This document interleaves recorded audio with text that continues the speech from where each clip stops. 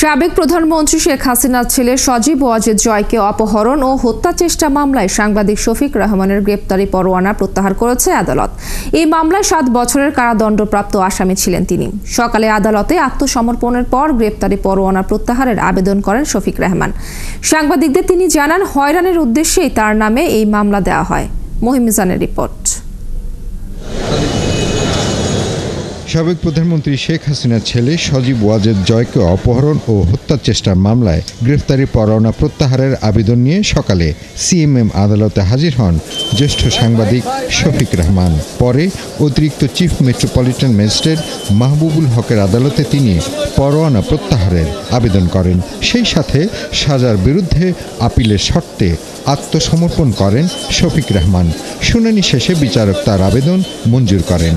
আজকে আদেশ উনি আত্মসমর্পণ করেছেন, যেহেতু এটা ফিজি পলাতক দেখানো হয়েছে, তাই আর সেটাকে ওনার প্রেজেন্ট দেখালেন।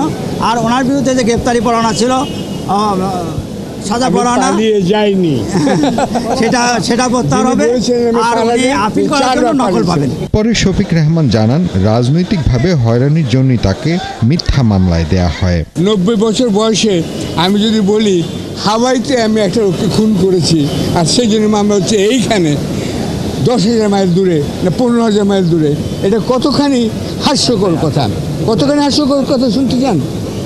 ততখানি হাস্যকর কথা যদি আমি আজকে বলি হাসিনা খুনি নন। আমি এখানে আসতে দেখেছি সারা পথে পথে লেখা খুনি হাসিনা।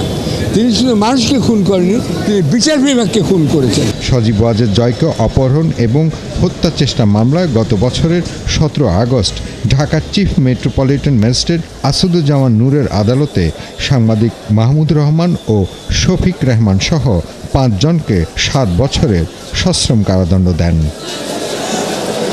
মহিম মিজান, 71, ঢাকা।